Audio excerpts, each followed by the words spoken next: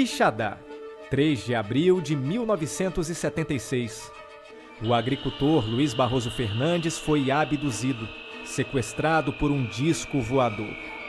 Por volta das 6 da manhã, ele ia de carroça para a fazenda onde trabalhava. Foi quando, de repente, avistou um objeto no céu. Ele ouviu um barulho como se fosse um enxame de abelhas. Aí ele olhou para os lados, um lado para o outro, e não viu nada. Continuou andando, mas lá na frente, um objeto que ele classificou como um pneu de trator muito grande ou uma tartaruga.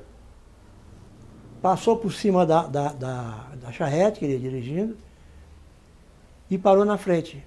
Abriu uma portinhola nessa bola de luz, que depois, ao esfriar, ele viu que era uma nave.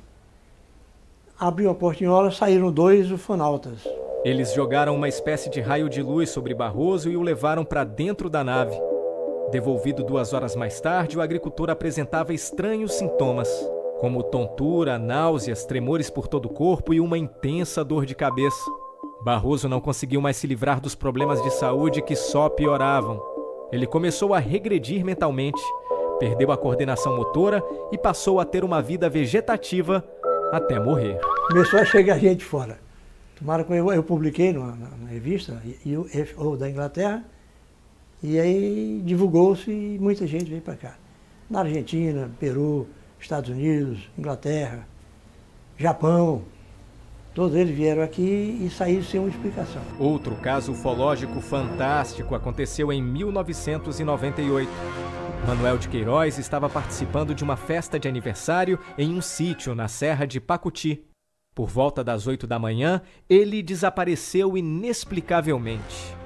Reapareceu 4 horas depois, sem lembrar o que tinha acontecido e com um corpo cheio de estranhas cicatrizes. Ao voltar, a gente fez hipnose nele e ele conta o seguinte, que ao caminhar, tá certo?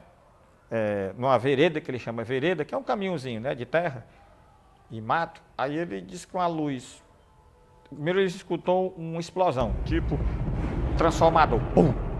Quando ele se deu conta, aí uma forte luz em cima dele, e ele disse que foi sugado por essa luz, ele subiu nessa luz.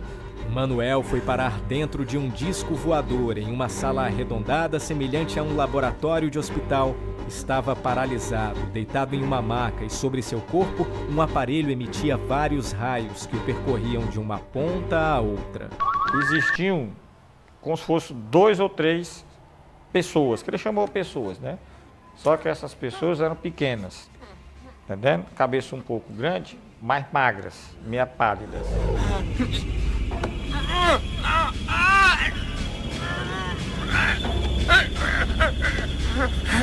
Quem nos conta essas histórias bizarras são os 2 ufólogos mais conhecidos do Ceará.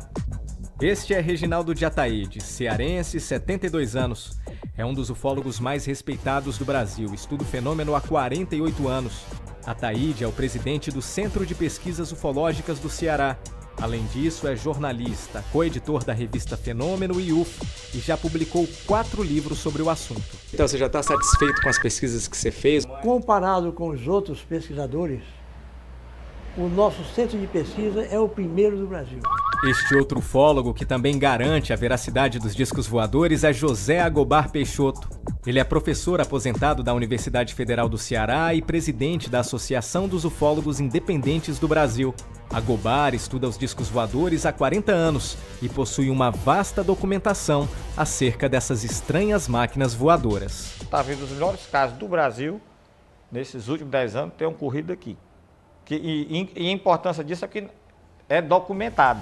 O nascimento da ufologia cearense se confunde com o surgimento do Centro de Pesquisas Ufológicas do Ceará. O instituto foi fundado em 1959, após uma experiência insólita vivenciada por Reginaldo de Ataíde. Na quinta-feira, que antecedeu a Semana Santa de 1959, Ataíde e mais 2 amigos viajavam do Crato à Fortaleza. Por volta das 8h30 da noite, o motor do jipe parou de funcionar repentinamente. Ao saírem do carro, eles avistaram poucos metros acima uma estranha máquina voadora, que envolvia o automóvel em um círculo de luz. Aí eu olhei para cima e vi um objeto parecido com uma bacia, bacia de aproximadamente 3 a 5 metros, não dá para a gente saber o tamanho mais ou menos, porque é emocionante, você fica... E então olhei e disse, ô Zé de Souza, senhor Anísio, olhem para cima. Aí eles olharam, aí ficaram boquiabertos. O senhor Anísio estava fumando um cigarro e comia o cigarro. Então, e o outro ficou, retrovade, Satanás, retrovade, Satanás. Isso é coisa do cão, né? E eu fiquei pasmo, né? Olhando aquele negócio. Eu tinha terminado o científico, ia fazer o vestibular. Aí fiquei olhando assim, e troço impressionante, não se falava em disco voador naquele tempo. Quando o OVNI desapareceu, o carro voltou a funcionar e os três prosseguiram viagem. Ao chegarem a Quixaramubim, algumas pessoas estavam nas ruas olhando uma luz que fazia evoluções no céu. Chegando lá na frente, encontramos o Dr. Ponte Neto, médico cirurgião, uma parente da Raquel de Queiroz, mais 2 pessoas, 3 pessoas, olhando as evoluções de uma bola de luz. Então nós atribuímos aquele objeto àquela bola de luz que estava fazendo a coreografia lá em cima, né? E ficamos que é isso, que não é, coisa e tal. O Ponte Neto, rapaz, isso não é da Terra, não tem nada na Terra que faça isso. E eu também acho. Logo depois do contato, Ataíde fundou o CPU, considerado um dos maiores arquivos do Brasil sobre o fenômeno UFO. O centro reúne 312 associados, dos quais 11 realizam pesquisas de campo e já tiveram algum contato com extraterrestres. Era uma nave bem grande, talvez assim uns 8 metros de diâmetro, né? Eu olhando assim para ela e vi que era uma nave, fiquei gelado ali, colado mesmo na areia. Quando eu desci até a calçada, tá entendendo? Aí a nave se afastou um pouco, né? Ela afastou e saiu um cone de luz de dentro. Fez... Eu vi tudo que estava dentro daquela luz, formiguinha, tá entendendo? As formigas até cresceram, tá entendendo? Dentro dessa luz. Eu vi as pedrinhas, tudinho, as formigas andando e aquela coisa. Eu fiquei admirado, olhei para aquilo ali e de repente, quando eu estava debaixo da nave, quase debaixo. De repente, tá entendendo? Ela apaga tudo e some. Além dessas histórias de outro mundo, o Centro de Pesquisas Ufológicas do Ceará conta com um pequeno museu e eu vou mostrar para você agora as coisas que a gente encontra aqui dentro. Aqui do meu lado, a gente tem uma luneta, um equipamento básico para qualquer ufólogo ou para qualquer pessoa que gosta de observar o céu. Aqui a gente tem uma imensa biblioteca, são cerca de 750 livros só sobre ufologia, são livros vindos do Brasil e de várias partes do mundo. Aqui atrás, alguns objetos de decoração, alguns equipamentos do pessoal do CPU. Desse lado, a gente tem uma imensa quantidade de vídeos, são filmes, na maioria documentários, sobre discos voadores, sobre ufologia, tem revistas específicas também sobre o assunto, e aqui na frente, um vasto material de documentos e material de pesquisa, fotos, são centenas de fotos que o pessoal do CPU também bate. Desse lado aqui, são as coisas mais interessantes aqui de dentro, pelo menos na minha opinião. São vários objetos retirados de cenas onde foram registrados pousos de aeronaves extraterrestres. Tem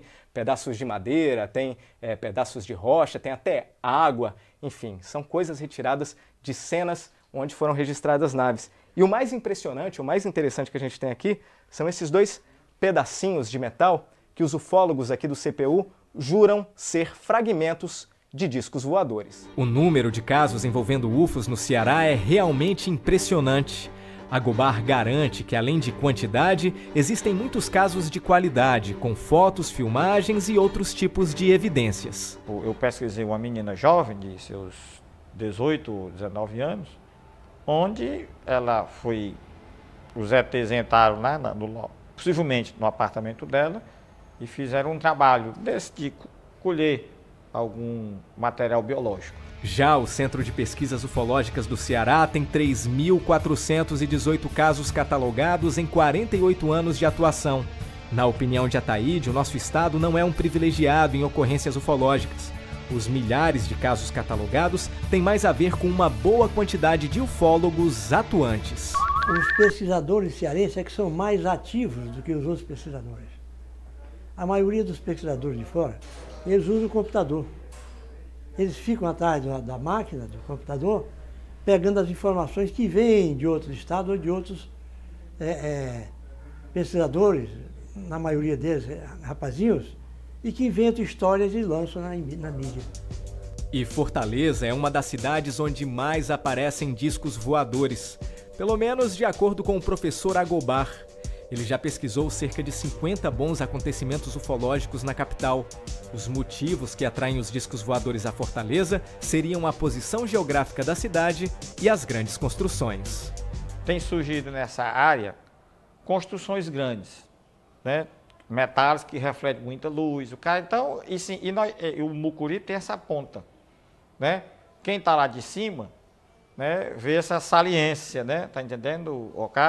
Mais proeminente do que outras. E isso talvez chame a atenção. Cuidado, isso é uma ideia. Eu não posso dizer que isso é real, tá certo? Mas eu acho que é um fator geográfico. Já Reginaldo de Ataíde supõe que a explicação para os fenômenos ufológicos verificados em Fortaleza estaria na presença de um corredor Bavique.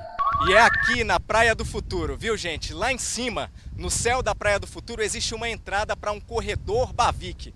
Daqui de baixo não dá para ver nada e você aí na sua casa deve estar se perguntando que diabo é um corredor Bavique. Eu vou explicar para você. De acordo com os ufólogos, esses corredores são uma espécie de via aérea ufológica, ou seja, são os lugares por onde as naves extraterrestres passam aqui na Terra. Eu vou conversar sobre isso com o Reginaldo de Ataíde. Ataíde, me diz uma coisa. Na verdade, queria que você explicasse um pouquinho para a gente o que são esses corredores Bavique. Corredores Bavique foi um processo criado por Aimé Michel, francês, trabalhando nos Estados Unidos, que pontuava todos os locais onde os UFOs aterrissavam. Aí ele chegou à conclusão de que existia uma rota pré-determinada para que eles entrassem no Brasil e seguissem um certo itinerário. Em Fortaleza, aliás, no Brasil, a entrada principal do corredor Bavique é aqui na Praia do Futuro. Daqui eles passavam direto até Ponta Porã.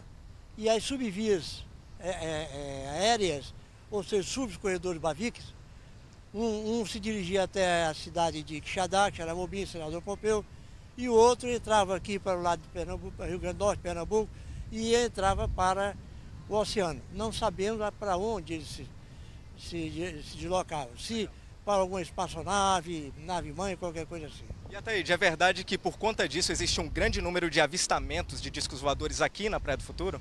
Sim, o percentual é muito grande. Hoje já está mais aberto, já aparece mais em outros locais. Mas no tempo em que surgiu a teoria do corredor Bavique, aqui era um ponto de avistamento muito forte. Inclusive, hoje, agora, há poucos meses atrás, nós tivemos um fato de um UFO da Rasantes aqui na Praia do Futuro. Para saber se isso é verdade mesmo, a gente foi conversar com algumas pessoas que trabalham ou moram aqui na região da praia. Eu nunca percebi nada estranho, nem durante o dia, nem à noite. Nada diferente, não. Eu vejo algumas luzes lá no final do mar, bem no meio. E afinal de contas, o que querem os ETs que visitam o Ceará?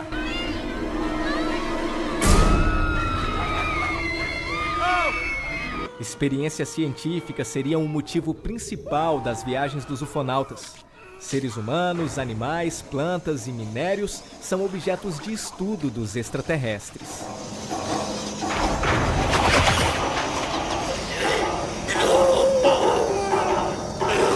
O interesse deles é mais o quê? É material biológico das pessoas, né? Tá certo? A parte que chama genética, né?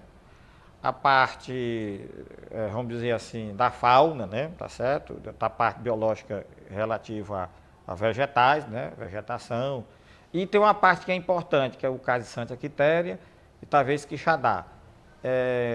A parte mineralogia, que também é a serra que dá para Sobral. Um último fato revelado pelos ufólogos que chama bastante atenção são as chamadas ondas ufológicas. Mais ou menos de 10 em 10 anos, há um período onde a quantidade de casos é assustadoramente maior do que o normal. Pelos cálculos dos ufólogos cearenses, isso está prestes a acontecer.